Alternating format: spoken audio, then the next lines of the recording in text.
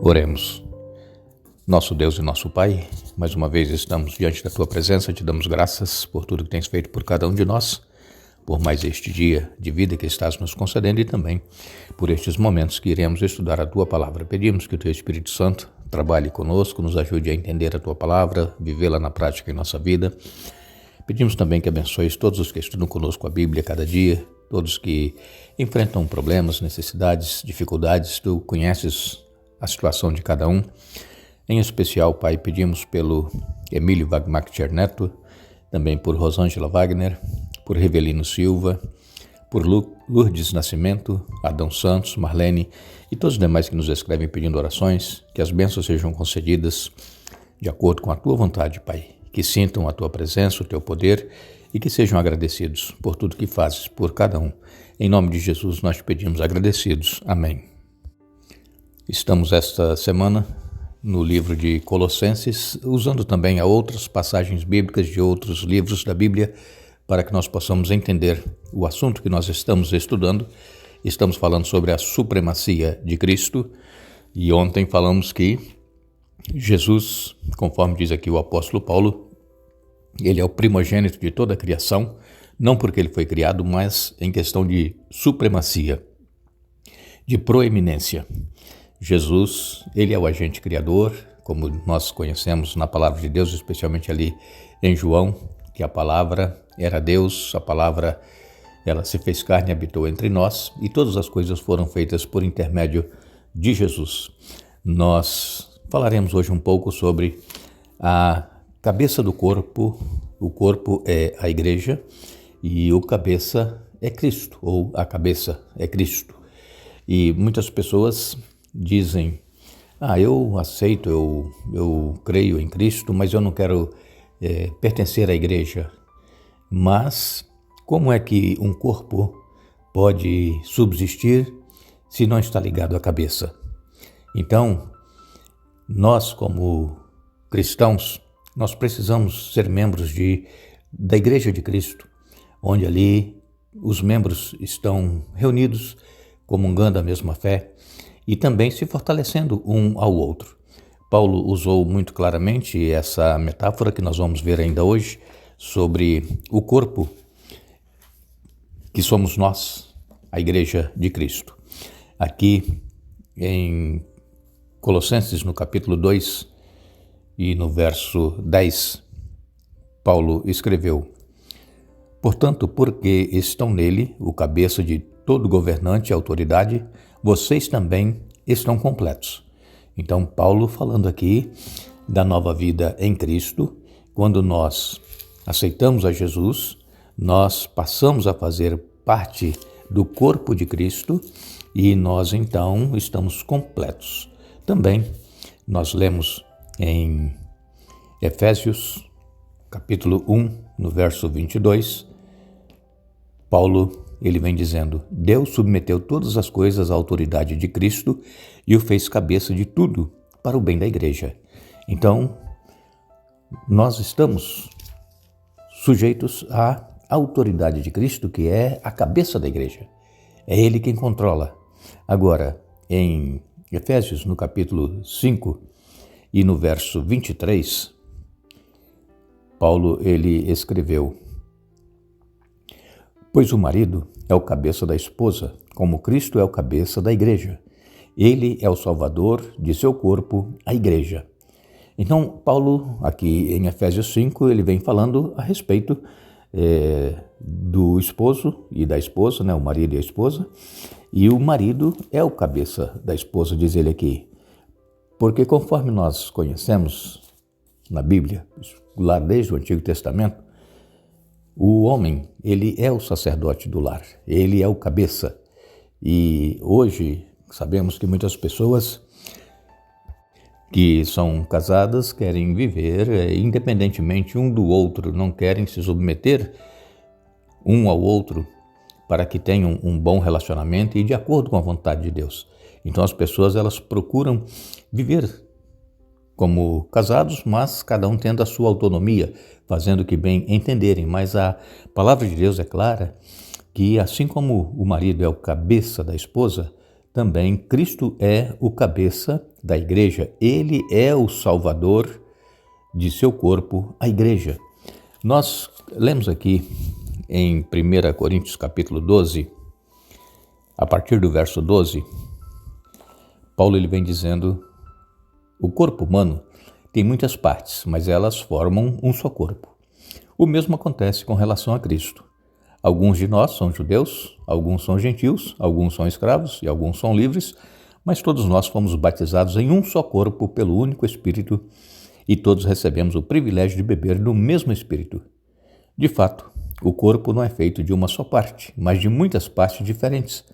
Se o pé diz, não sou parte do corpo porque não sou mão, acaso por isso deixa de ser parte do corpo? E se a orelha diz, não sou parte do corpo porque não sou olho, será que por isso deixa de ser parte do corpo? Se o corpo fosse todo olho, como vocês ouviriam?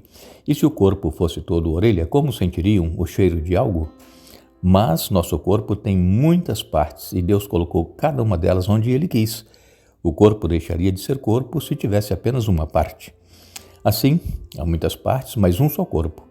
O olho não pode dizer à mão, não preciso de você, e a cabeça não pode dizer aos pés, não preciso de vocês. Ao contrário, algumas partes do corpo que parecem mais fracas são as mais necessárias, e as partes que consideramos menos honrosas são as que tratamos com mais atenção.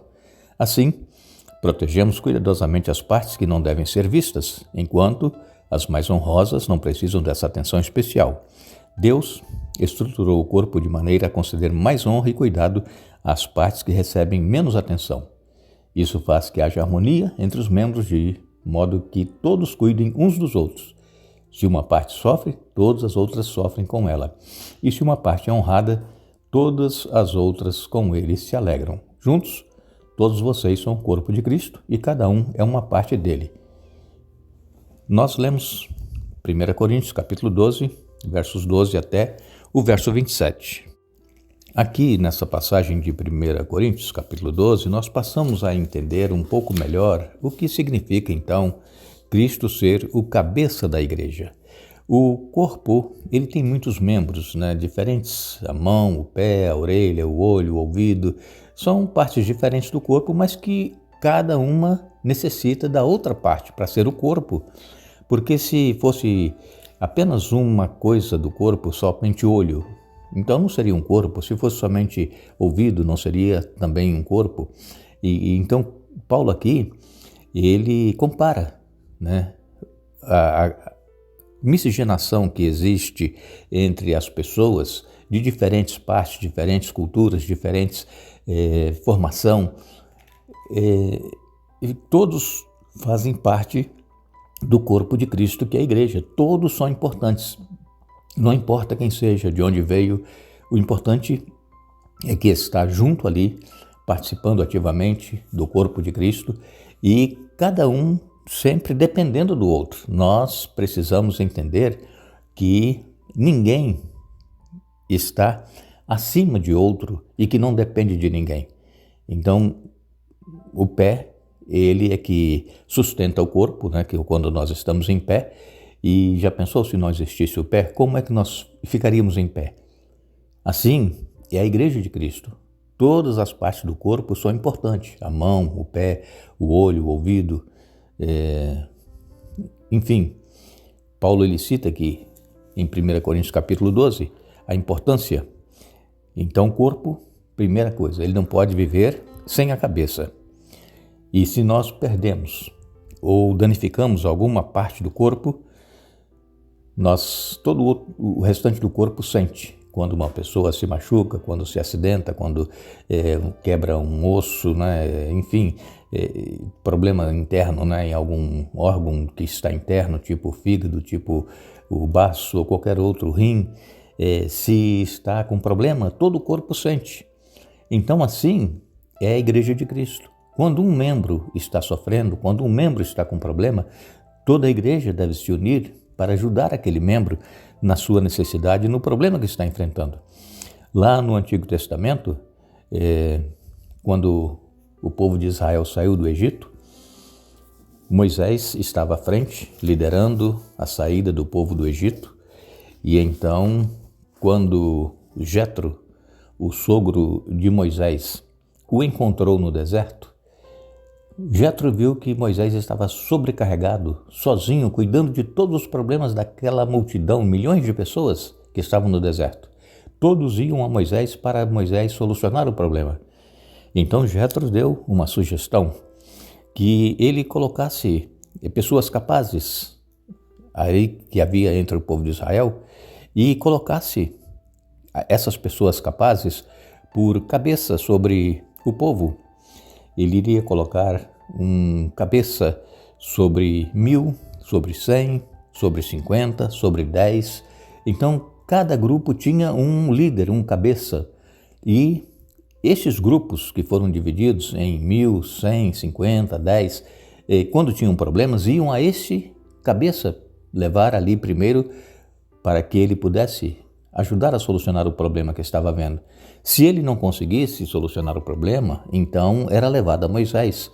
Então, vejam, Deus, através de Jetro, orientou a Moisés a dividir por grupos o povo de Israel para que ficasse mais fácil eles poderem solucionar os problemas. E assim também é hoje na igreja. Nós temos líderes, nós temos departamentos na igreja que cuidam de determinadas áreas dentro da igreja para que não sobrecarregue o pastor, para que não sobrecarregue o líder daquela igreja. E assim como foi feito lá no povo de Israel, também é feito hoje para que possamos estar juntos, levando as cargas uns dos outros. Também isso está registrado em Êxodo 18, verso 25. E também lá em Números 31, verso 26, nós lemos que foram também colocados os cabeças das casas dos pais da congregação. Havia sempre um líder que estava à frente. E Deus mesmo disse, através de Moisés, em Deuteronômio capítulo 28, verso 13, que Israel, o povo de Israel, foi colocado por cabeça e não cauda. Então o povo de Israel tinha que estar à frente, não atrás das outras nações. E isso aconteceria se a nação de Israel se voltasse para Deus, ouvisse a voz de Deus e fizesse a vontade de Deus. Então eles seriam cabeça e não cauda. Também o profeta Isaías, em Isaías capítulo 7, verso 8, disse que a capital da Síria é Damasco e o cabeça de Damasco é Rezim. Sempre aqui na Bíblia é relatado um cabeça ou uma cabeça. E assim é com a igreja. Cristo é a cabeça e nós, os membros, somos o corpo de Cristo. E nós precisamos, então, sempre buscar em Jesus a solução dos problemas que nós enfrentamos no nosso meio, como membros, como parte do corpo de Cristo. Em Miqueias capítulo 3, verso 9, nós lemos: escutem agora isto, governantes, que quer dizer literalmente cabeças. Escutem isso agora, cabeças da casa de Jacó e chefes da casa de Israel. Então sempre havia uma pessoa que estava à frente, liderando, e que era a cabeça. E em 1 Coríntios 11:3 nos diz que Cristo é o cabeça de todo o homem. Assim, sendo Cristo a cabeça da igreja, ele exerce liderança, ele oferece orientação e sustenta a unidade e o crescimento da igreja, conforme diz Paulo em Colossenses, no capítulo 2 e no verso 19. Agradecemos a vocês que estiveram conosco hoje estudando a Bíblia. Vamos retornar amanhã dando sequência ao estudo desta semana e pedimos a Deus que o Espírito Santo continue trabalhando conosco, nos ajudando a mantermos unidos a Cristo e fazendo a vontade dele em nossa vida. Que Deus nos abençoe.